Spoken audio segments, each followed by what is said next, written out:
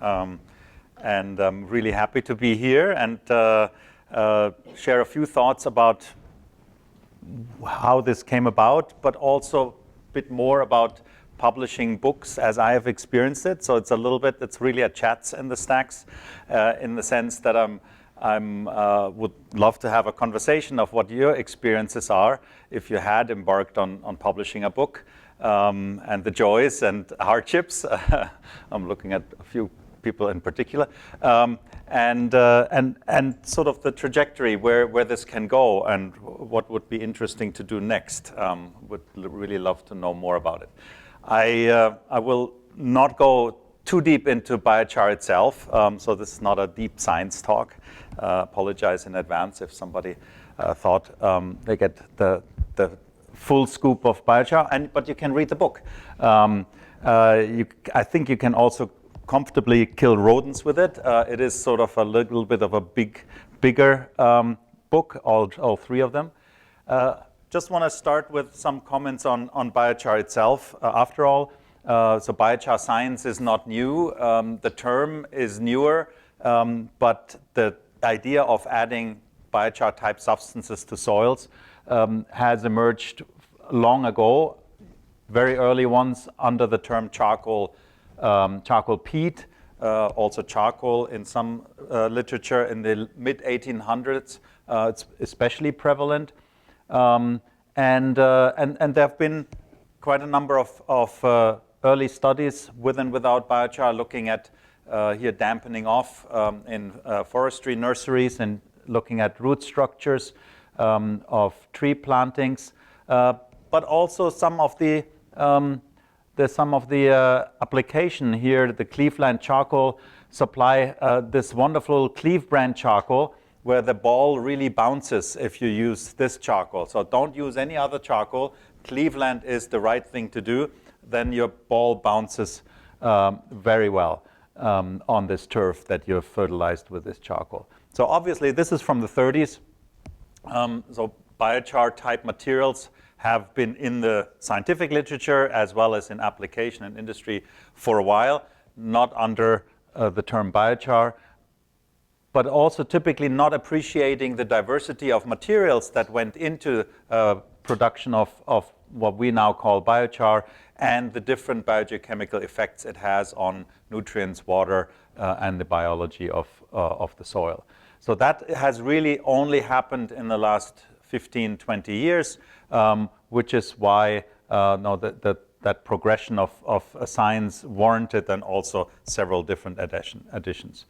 And as you can see, the first one was published a while ago already, so there is quite a bit of advance. Charcoal or biochar is also, as a material or a substance, something that is in the environment naturally as a residue of forest fires or vegetation fires.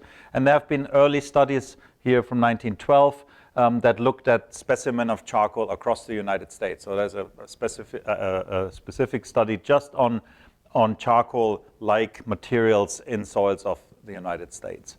And that's over 100 years ago.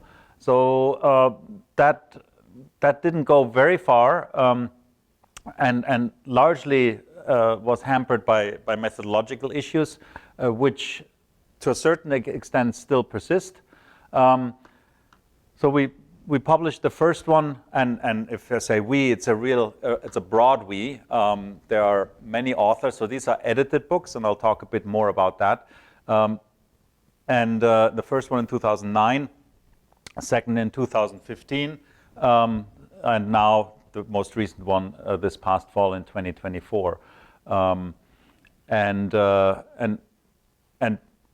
it's you see the different covers distinguish them, but other than that, there's a lot of overlap, of course, in how it's treated and some of the contributions.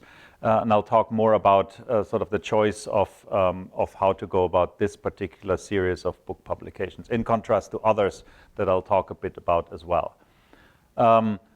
So as was mentioned earlier, the word biochar was created not too long ago. The science of biochar, although building on very early research from over 100 years ago, is also relatively new. Here, an assessment of this is journal publications with the word biochar in the title.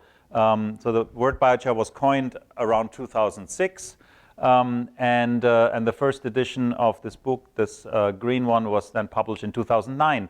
And at that point, there were very few publications in the peer-reviewed literature, less than 100 in total, that were specific on that. Of course, there were some that were where the word charcoal was used rather than biochar, and some of them were obscure wording, and you can't even really find it. But I would say probably the relevant literature was less than 100 peer-reviewed journal publications at the time. And as you can see, the black bars denote the number of publications with the word biochar in the title. That skyrocketed after this first edition started to come out, and now there are over 3,000 publications per year with the word biochar in the title, which has somewhere around 2015 or so surpassed the number of publications that are published on compost. And so if you sort of normalize it to the increase that also compost publications experience, you can appreciate the dramatic increase in publications on biochar. So there was kind of maybe an interesting situation that to be sort of at the very early stage of the development of a field, and then it took off and necessitated now revising this tome. With new data, with new insights, and there were quite some changes to the 2015. And Janice, who is here, Janice Tees, wrote in all three editions the biology chapter, and especially in that area of research, there's dramatic changes. And I'll point out a few others, hopefully in the next few slides. So the question is also now for me, where does it go? Can I avoid ever doing another one or not? If it goes according to me, I would have probably stopped after one, but that didn't happen because of this practically. You just can't stop. There's so much new stuff happening that's almost impossible to stop. And I think there are other topics that we're engaged with that maybe warrant the same dynamic, that we need to service the new science. Yeah. So I mean, obviously, this is always a question that I have in a book or paper. I usually tend towards paper because it is a snapshot in time. But I have come to appreciate also through maybe the success of these books, the beauty or the impact that these books can have, and also how you can write. So I think for me at this point it is really one has to consider both, and especially when a field is emergent, and I'm thinking maybe a bit about circular economy and circular bionutrient economy, whether it would be useful to have a book on that and write a book. Or organize a book, and I'll talk a bit more about that. I think you first need scientific peer-reviewed publications in the journal and journals to establish sort of a pedigree, but I think only a book will establish really global leadership in a certain topic area. So I think it's important to consider that if you want to be considered a leader in a certain topic area and you've published a few papers that are visible, you might need to consider organizing or writing a book. And that is a difference. Now, these are all edited books, so I wrote very little in it. Other people wrote it. I organized it, and I'll talk a bit more about that. But I think an edited, and then is the question, authored or edited, and with a topic such as biochar, I would say it would have been a mistake to do an authored book potentially, because the expertise area is so wide that it would have been really a stretch for me to author a book on all aspects of biochar. And I think that is what I thought is warranted at that time. And I think also, I thought that an edited book really could have a broader impact. And because it is a concerted effort by the best in this field to get them, to rally them together and make a joint effort. And I think that is also interesting, especially at the beginning, where that also started to develop a field of expertise by simply having 100 or more authors be in touch with each other and work on this common book. And the first edition, especially, we had also a symposium where we invited all the authors before it was printed and have them all present their chapters at a conference.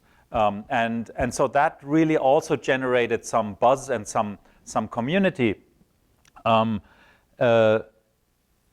Although I have less experience with that, but maybe somebody in the audience has, with authored books that, especially when they're more for popular consumption, that can have a very wide circulation as well, especially as a teaching tool.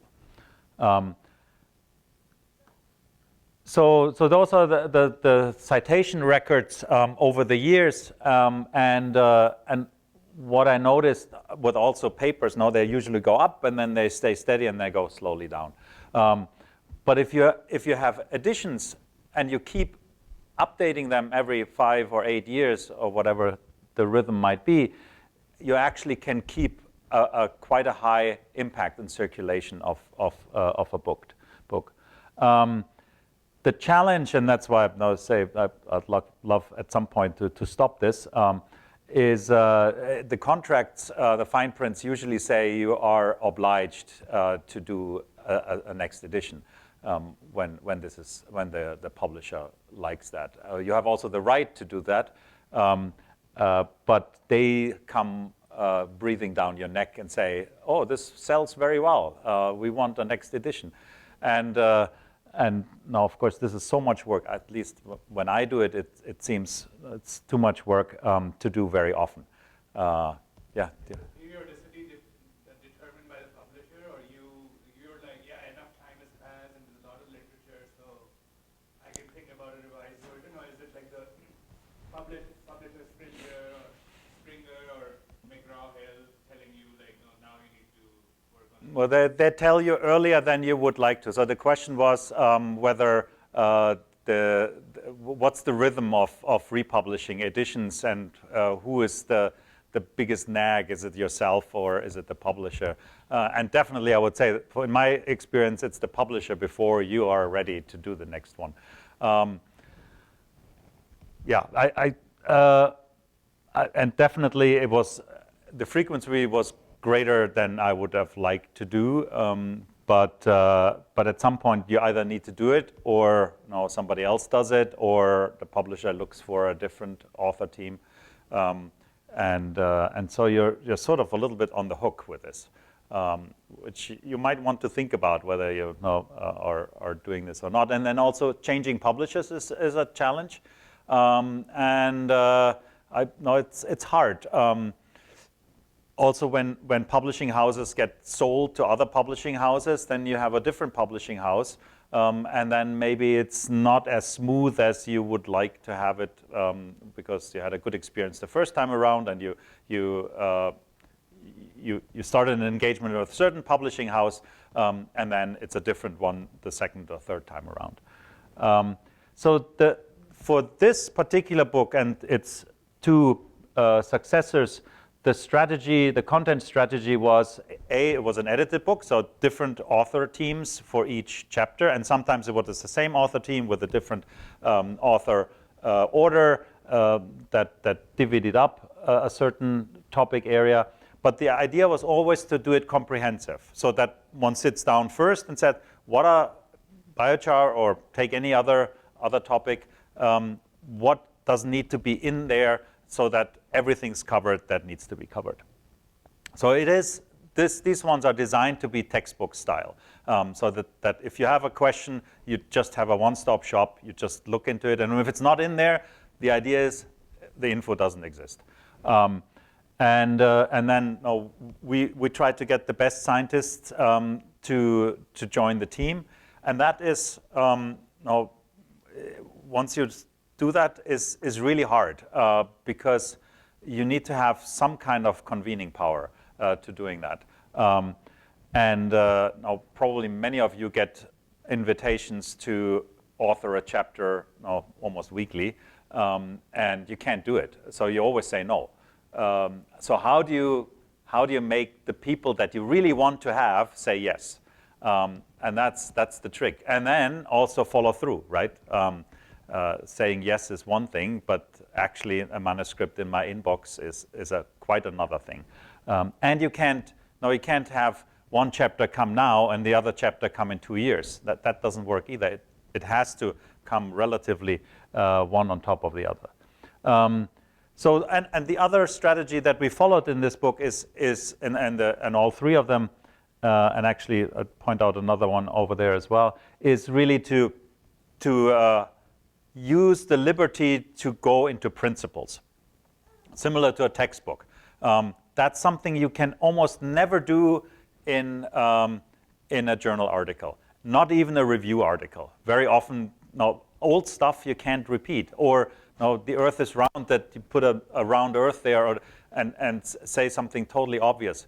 But for these kind of books, you can actually determine what is good and what is important for even maybe very obvious facts that are not widely known, that are only known to specialists, but they need certain display items or certain narratives that you can then put into such a book that could never be in any other publication. And I think that is a real big advantage of doing these kind of books, because then you can start telling stories. You can have images, you can have drawings, and that I think is really important. I'll show some examples of that. We did an anonymous peer review for this, so it's not that you get it scot-free.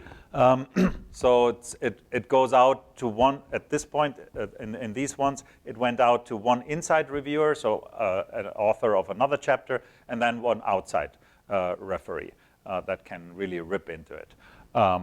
And we tried collaborations. It didn't go as well as I would have liked to, so that different author teams collaborate or offer suggestions. There's also, of course, overlap. If you have a topic on physical science and biology, then there might be overlap where one informs the other, or there's some overlap that both would like to write something. And then they have to decide in which chapter does it go, where does it fit best, and who is best equipped to write about it. So these open collaborations, we tried it also with boxes and spreadsheets, so that it's known who is doing what, and you can always see where is the other at, and and then say also, well, wait a minute, we're doing this at the moment, so don't put this in this chapter, put it in our chapter. Okay, then you become a co-author in our chapter as well if you move these a few pages into our chapter. And I think that is really useful.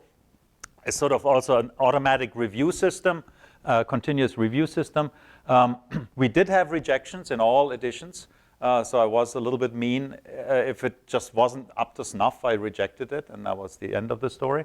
And so that's maybe it's not typical for these kind of books. They usually you try not to piss off too many people. But I think it's of no use if there's a really subpar chapter in there, and then everybody else suffers. We try to prioritize quality over speed. Now you want to keep it on a timeline so that not one is ready 2 or 3 years before the other one. Then of course one is outdated by the time the others are published. But really we try to have the best possible chapters and not the ones that are on time. So the deadlines They just meant that I got angry and sent more reminders out. The process therefore takes a lot of time, and of course there are more steps than in a journal article where a lot of stuff happens behind the scenes in journal publishing, whereas with a book, now you're looking at it. So it took several years each time, and I really think it benefited from giving a lot of time at the beginning. So not say, okay, and I get these invitations a lot. Oh, we invite you to write a chapter on biochar for our book on soils. Can you give it to us in 2 months? Yeah, hell no. But you get this all the time. So I think we gave about a year time. Maybe give us a rough draft with an outline in 6 months, and then a full draft with everything 3 months later, and then the final draft that can be reviewed again 3 months later. But it's usually a year. So that means that also lowers the hurdle for the authors to say yes. And so that helps you getting better authors. If you say, well, no, it's not, you can take your time. No, next year Christmas, not this year Christmas. And so those kind of things I think are good tricks to get better authors. And then we had these log sheets, where it says who did what, when, which referee, who said what kind of input. So that was a lot of housekeeping stuff. So volunteered contributions, and now I did one that is also there with William Woods about 15 years ago, was published also 2009. And so that was a volunteered, you didn't prescribe what you wanted from people, and they could suggest something that they write. But then, of course, what you have is gaps in coverage. It's not really a textbook that everything's in there, so that you can't pick it up and say, no, this is a book on Amazonian dark earths, and every question is answered. Or if it's not answered, this is also what we tried to do, then it says it somewhere that these data don't exist, or this is not yet there. Then I at least wanted to have a very small section somewhere in an article, in one of the chapters, saying, well, we don't have data on earthworms, or whatever it is. And then, so this needs to be done. But then at least it says it. So you can look it up and say, earthworms, I'm interested in earthworms. Oh, okay, there's nothing, okay. And so with this strategy, you don't have that. But of course, sometimes you get really cool ideas in this kind of stuff. And that can also be very good. So I'm not siding for one or the other. I did one, this is the one next to it, the Dark Earth one, where we actually also did more an orchestrated one. But as you can see, there's only one edition exists, and there was never a follow-up edition. Also because I think in that case, it was very different than with biochar. Yeah, there was an upsurge in interest on Amazonian dark earth or Terra Preta soils, but it wasn't a huge increase in research and data. I think now one could write another one, but a lot of the principles have stayed the same. We have not reinvented the wheel. And so when you move from one edition to the other, you don't want to throw out the old ones, that especially the good ones, and physical properties of biochar you have to have again. So you of course retaining those chapters or the biological properties of biochar. You want to have those again in there, and you shed the poor ones, and I think you can fully recycle the really effective imagery and storytelling. It's similar to a textbook where some things just don't change. Gravity will still be the same story in 100 years. So if you have a good person who tells a good story about very basic principles of biochar, there's no reason to throw that out and start afresh. There is also part of the ethics. It's normally done that you ask the old author team to do a revision, and only if they say no, then you go to someone else. or you have to pretty much abandon the chapter. But I find it hard to ask a new author team to author a chapter that was previously authored by another author team without that author team rescinding their interest. But there was a lot of turnover that the old authors, I mean, if you do this once or twice, you're not so interested to it 3 times. 3 times the same chapter and updating it, it can be really tough. It's then can be also not so much work. So, for instance, Robert Brown from Iowa State did for all 3 editions the chapter on biochar production methods. And of course, the science of that has hardly changed. So also the updates were very minimal, bit literature update, but the drawings are all the same. Now, a kiln still looks like a kiln. There was no real super update that needed to be done, just a little bit, some new technologies, but very mildly. So it varies also very much. Whereas other chapters had to really be totally redone, and I think I'll talk about it in a minute. So this is this other book there, of which only 1 edition exists, so this gives me an opportunity, because that was really striking, but also for the first book here, that this started with people gathering in some random place, drinking something, and so this was in Spain, and then in Rio, I think a few months later, where archaeologists and geographers got together and said, we maybe need to do a book. And then I said, okay, I'll organize it, and got an editorial team together, and then recruited authors right there, and then put that together. This book is also an outgrowth from a session that we held offsite as part and attached to the 2006 World Congress of Soil Science, and in Philadelphia. So this is then a hotel convention room where we spend a full day from morning to evening discussing all things biochar. And one of the outcomes was that we started this book publication that I organized.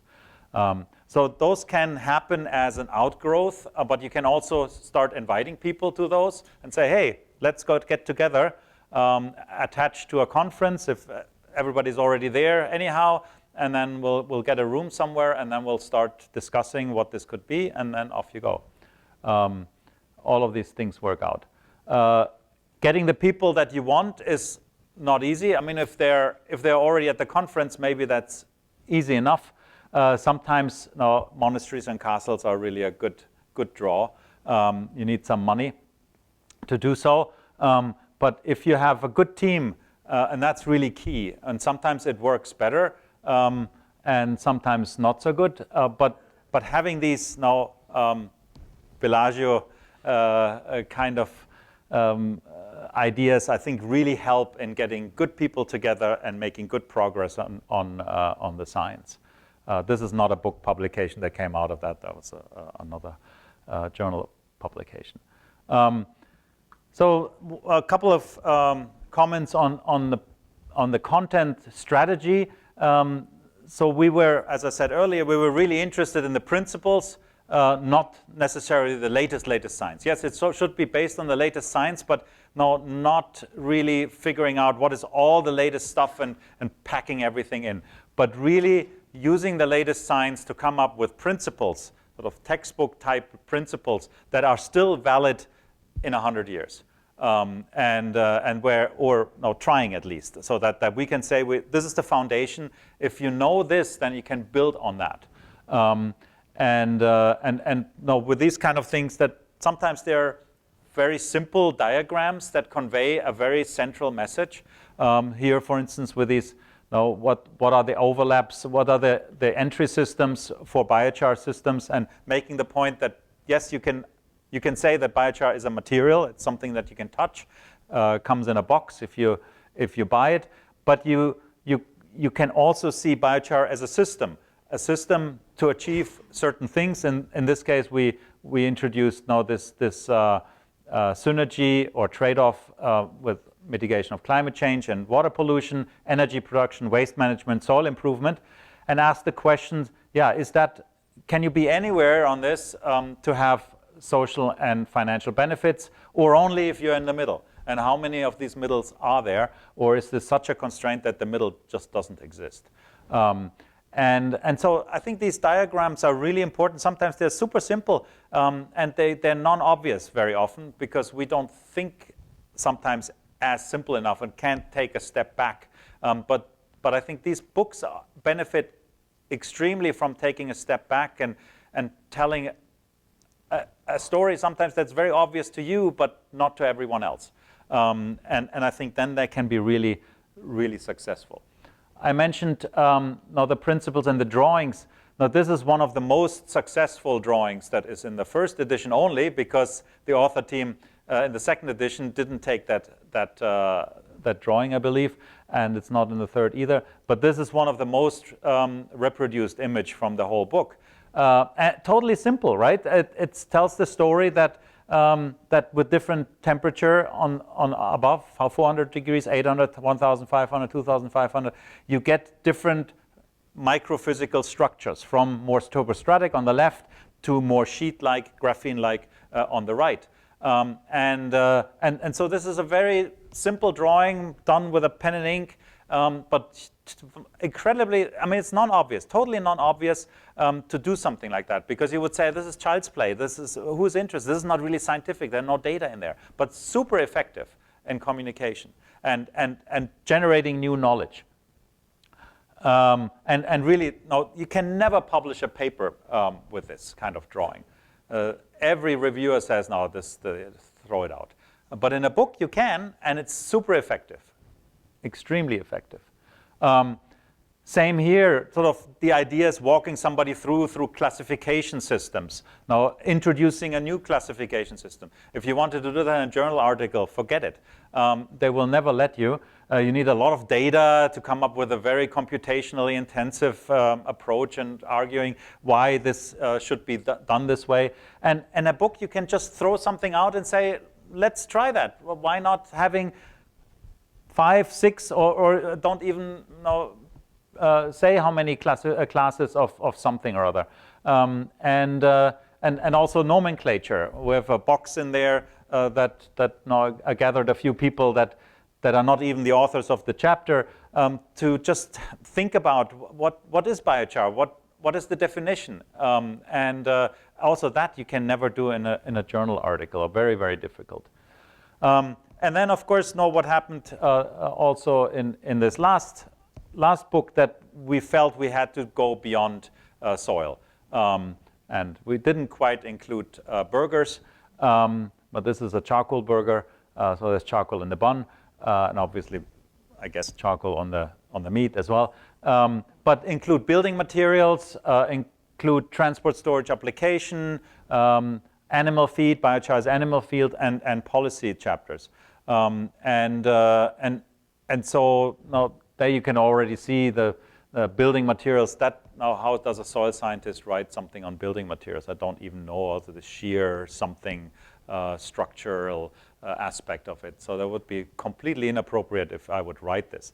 But if I'm an editorial team that can get good authors that can do that, then that's a totally different story.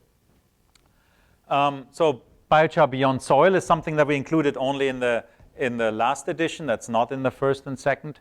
And then the question of biochar beyond biochar. I sometimes say, and sometimes I just forget to say it, that one of the most powerful messages that I feel comes out of this biochar journey and this now relatively rapid succession. I haven't actually looked. That could be a nice exercise. How other to go back to your question, Pranjal, how other editions go. And sometimes I think they are more than 10 years, usually. Very often, no, you don't have energy for more than that. This is sort of a big task.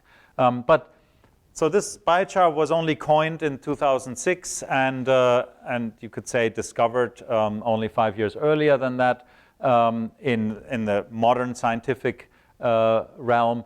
But if that was only discovered 20 years ago, and discovered is not quite the right word, as I said at the beginning of this talk, then there must be a lot of ideas out there in left field that we haven't even thought about. So one thing that I also like as a take-home message, and it's not coming from AI, that there must be more ideas that are built either on traditional soil management or observations or something else. And I think the interesting bit also of these books was that they created a community of practice. Because then all these people came together and they worked together on this book. They know each other now, and having them all together created this community. I think it also means don't accept the status quo, that there are new ideas. You can come up still with new ideas, and fill in some of the blanks. There are a lot of thinkers, as you see on the left side there. No, funny enough, of course, or not funny at all, that they're mostly male, and all of them dead. Yeah, most of them male. Hannah Arendt and Anna Segers are. Is Hannah Arendt still alive? No. She died a while ago.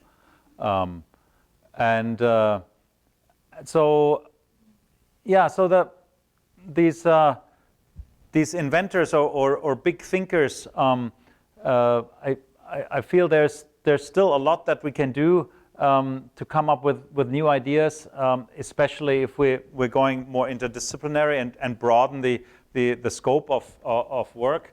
I'm a big fan of this guy that you might know, Leonardo, and how to get ideas. And I think these book projects also help to develop this community that can have ideas, new ideas, and how to get these ideas is really the big question. And now here's Da Vinci in his notes. He always writes in mirror script, right, from right to left and the other way around. So it's really hard to read. But also he came up with a very good calculation of gravity. Of G long before Newton even established the whole topic. And he did this with observations, right? With pearls falling down from a bucket, or rain coming down from a cloud that's moving across the sky. So he was an avid observer, and I think that's something really interesting, and love to talk at some point about that. Translations is another topic, just one slide. And I'll be done in a second. And so that happens or doesn't happen. So there's now a Chinese translation of the second edition that came out after the third edition was published. So it also takes many years to do a translation. And so this Bing Wang, Professor Bing Wang, he spearheaded that. And somebody needs to then spend a year or so doing this kind of stuff, which now you can't also ask anyone, and the publisher doesn't really do that. Now we don't publish enough books. This is futile. Nobody makes any money off this. I don't have a money conversation here, but I can answer those questions. There's no money to be made on this. So also from the translation, nobody makes money. So the publisher would never invest money in translating any books of this sort. But they felt that in China there's so much biochar research, and they can't read the English version very well, and there's also so much interest in industry and application. So especially the science to practice pipeline, and I feel that there might be other scenarios where we should think about that a translation is really important.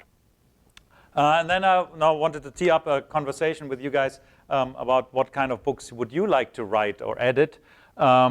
I can tell you what I'm doing at the moment, which is more on that side. Now the Holy Shit book just came out, or the Holy Shit booklet came out. I'm writing with Pedro X. Molina, a political cartoonist, a graphic novel, and of a student traveling through time It's called Humus on Soil Organic Matter, discovering all the fantastic stories about why humus is humus and why we're still stuck with that. And now discovering these amazing things, such as now in the middle. Does anybody know this? The middle image? Is anybody a reader of these comics? Nobody. Darn. So at some point we'll have to do an exhibition about this, because this is Humus Sapiens, and it's a superhero in the Avenger comic series. And there's an amazing story that reaches back into the 70s of Humus Sapiens. So Humus Sapiens has these superpowers. It's stronger than anything else. So that's kind of interesting. But in general, no, you don't need specialized equipment and highfalutin instrumentation to write a book. You basically need a pencil and a paper or a computer, and just your salary, which is not little. But maybe that's for the next few years when we don't have grants anymore. We all write books. So that might be a resurgence of book writing. And hopefully we have still libraries by then.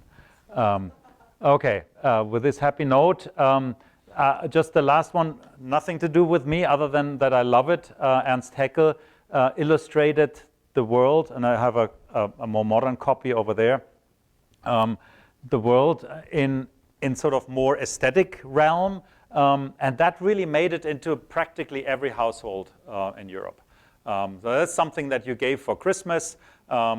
And everybody had it. The kids looked at it, and they got enthusiastic about science and the nature, and so practically all the organisms. Now you can see there must be spiders or whatever in the middle, and there's very little about mammals. Only one page about mammals. Lot of these funny critters, small stuff. Also a lot of ferns and so on. Yeah, so really amazing book, and you can look at it. And I think that for me is an inspiration to think about what would that translate to us in our disciplines. How would we just do a book with no text, just imagery that don't show data, they show the subject matter, and show it in a way that you learn something, and then everybody has it, just because it's beautiful. So those are inspirations for me. There are many others, but I'll leave that for now and take any questions that you have. Thank you for coming.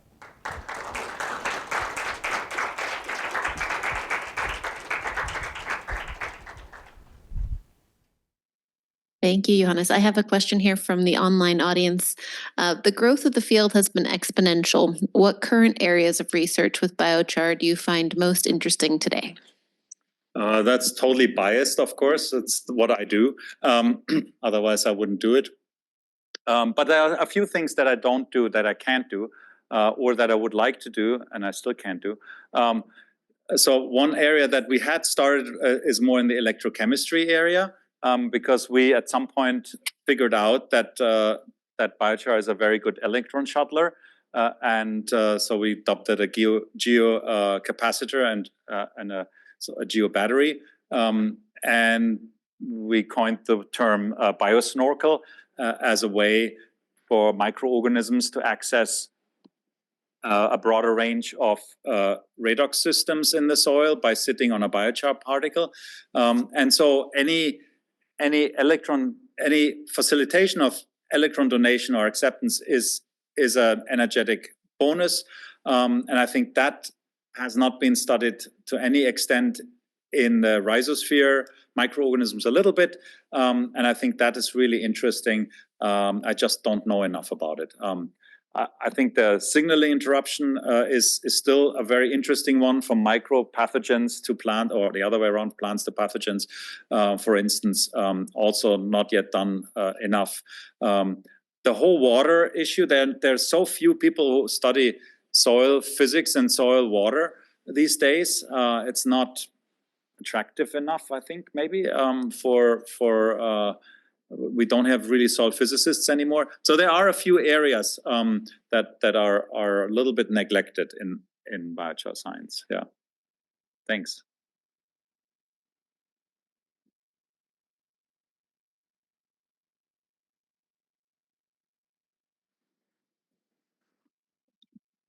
Um, Thank you. And I actually have a question. Speaking of money, I noticed one of the chapters actually is published as an open access chapter. Can you tell us a little more on how you made that happen?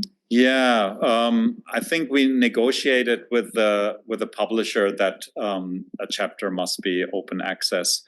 We also organized with a NGO, with the International Biochar Initiative, that the whole book, at least the first one, I don't think the last one, is, maybe also the last one, is free, available to members.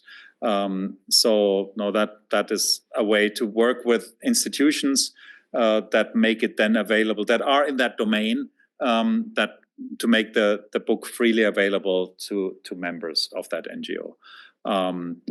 Yeah, so that's. Wonderful. But we none of these books.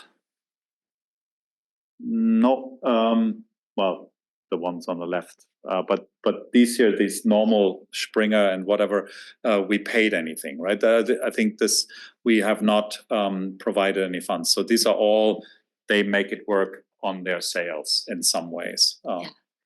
Yeah, then how did you decide which chapter you put as open access in this edition? The broadest one, the introductory ones, yeah. Thank you. So that it's, yeah. Bella, yeah. Yeah, it's for the online people. Oh, that makes sense. Yeah. Okay, I guess I was wondering, where do you see the role of a book like this with these illustrations as compared to something like with the biochar books that are more textbook and more technical? I guess, like, do you think they have, like, I don't know, I guess just, yeah, what's the relationship to each other, and what's the role of that compared to something much more technical? This is something I'm figuring still out. I don't have an answer, but I liked your impression. Now, would you, I mean, obviously, when you see this in the bookshelf, you'll pay $200 for this. You would never take that, right? I don't know. Maybe this is, I think, also intergenerational. Maybe you can have a conversation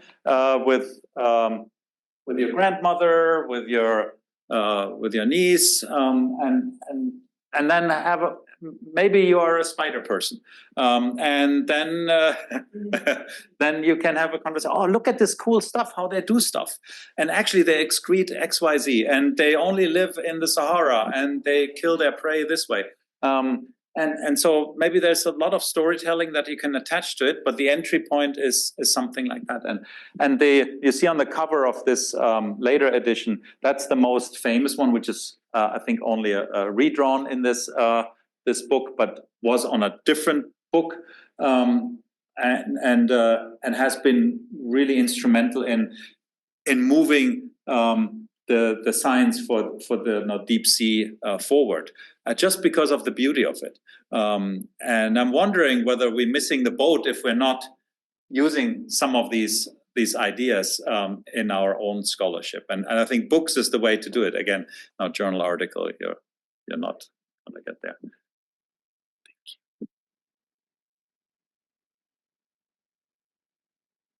Thank you.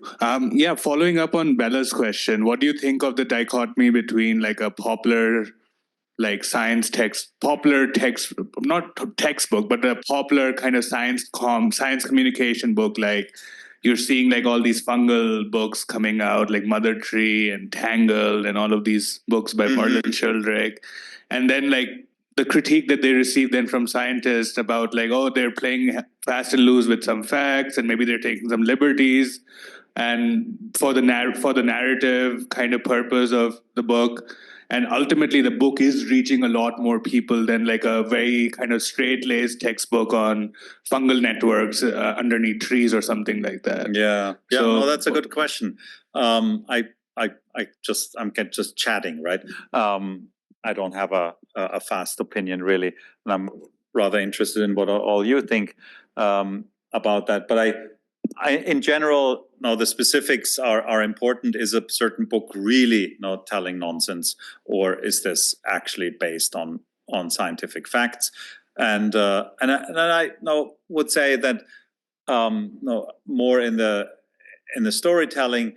So of course they're taking liberties. They have to, otherwise it's not a good story. And I hope that we can distinguish between a scientific publication and a story. Well, it gets increasingly murky, of course. That's maybe not possible anymore. But I don't see science under threat from popular storytelling. On the contrary, I don't know whether that's implied in what you're saying. I think it's of benefit if these stories are told, and then for getting the real facts that are ever changing, you need to consult the latest literature anyhow. Yeah, so I don't have any problems. I think there's something online.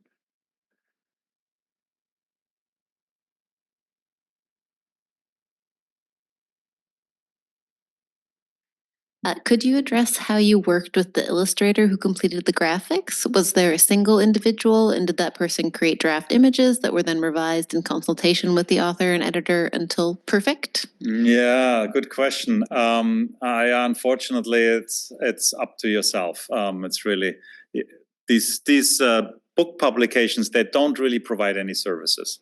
There are very few journal publications that do. It's usually the Nature family journals that just put something on the back of an envelope and you send the scan to them, and then there's a graphic artist who makes something snazzy out of it.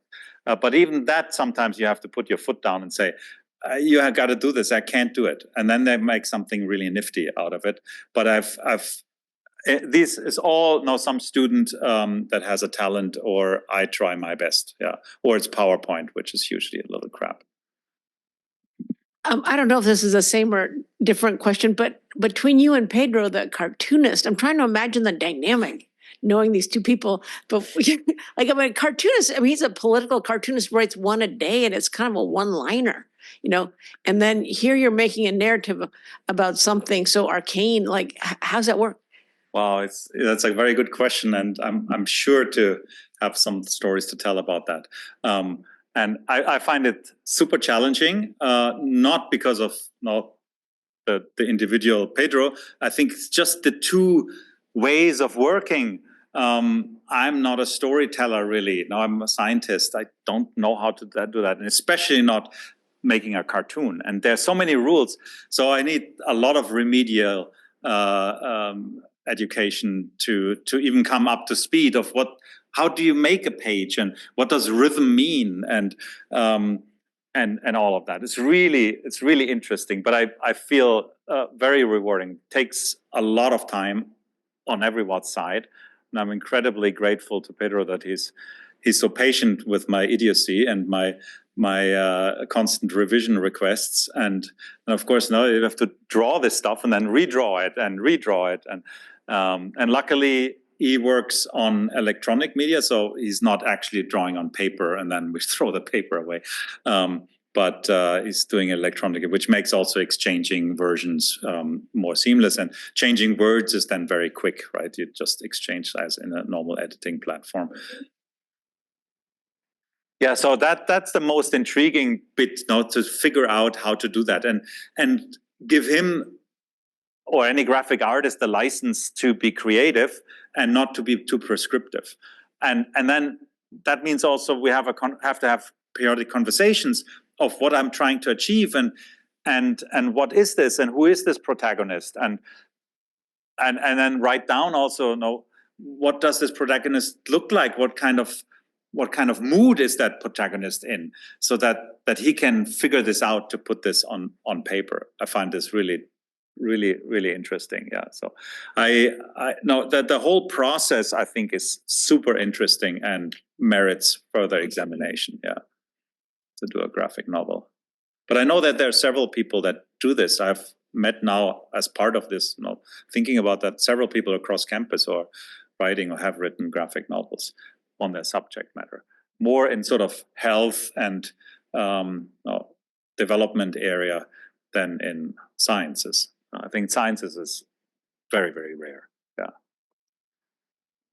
Any other? I don't know.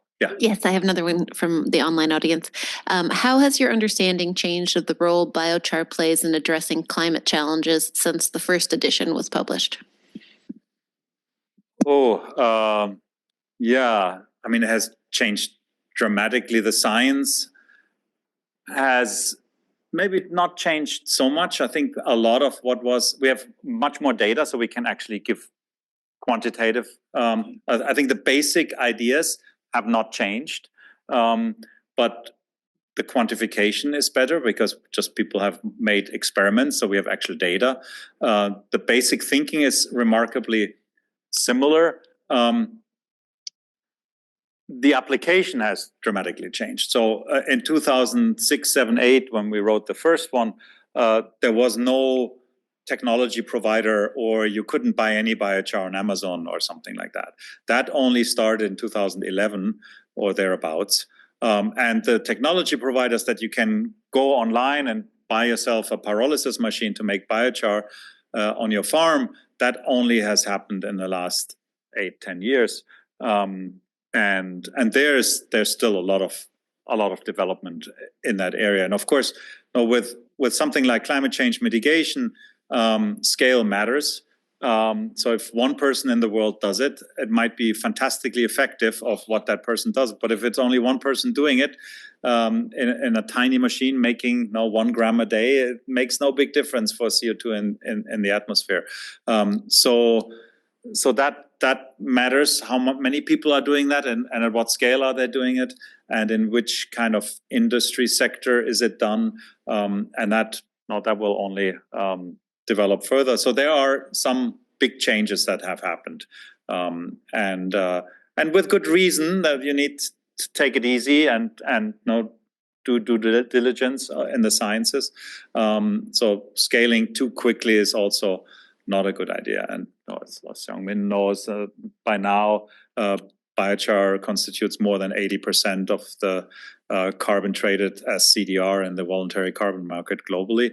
And so it's a massive player in so it's a small fish in a tiny pond. But it's important that somebody's trying it out and that one figures out how it works. And these kind of books are not super helpful. They're good for those practitioners and the industry folks to have that lying somewhere, not just for the rodents, but also for the contents. But chronicling these kind of developments, that would not be in something like this. This would be more in a different, maybe that middle book there, that we just gather the information of what's the industry status. And that will be a very different book, a very good book to somebody organize as well. But that doesn't exist, I think. I think for Europe, the European Union has commissioned such a book and it was published a few years ago. But a global book doesn't exist. Yeah, thank you for that question.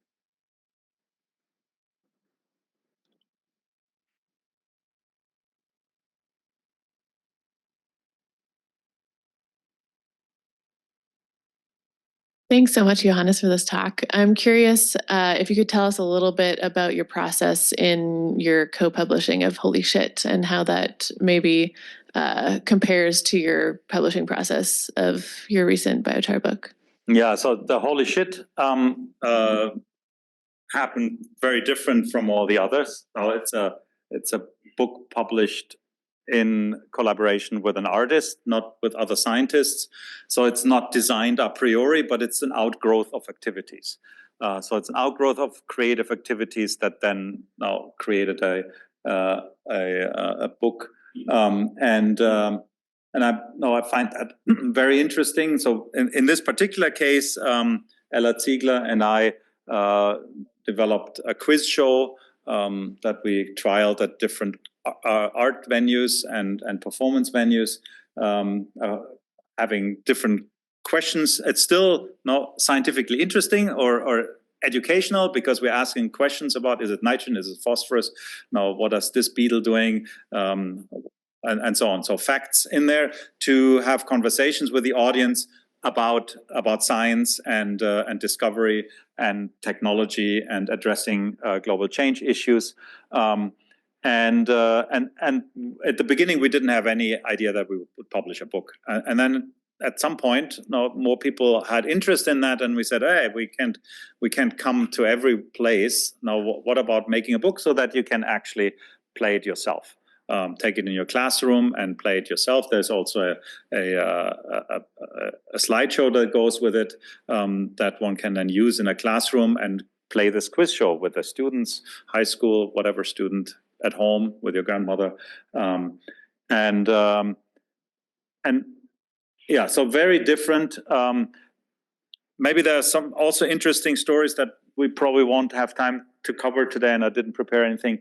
That this is now also self-published, whereas the others, you find a publisher and then you write a proposal, you get reviews back, blah blah blah blah blah, and it takes forever. Whereas this you do, and then you print it. To do more of that, we decided to start a publishing house or publishing venture, because there is nobody doing these kind of things.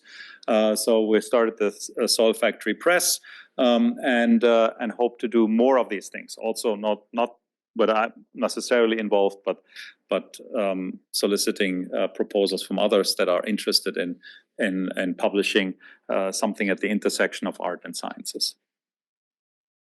Thanks. Do you have a quick?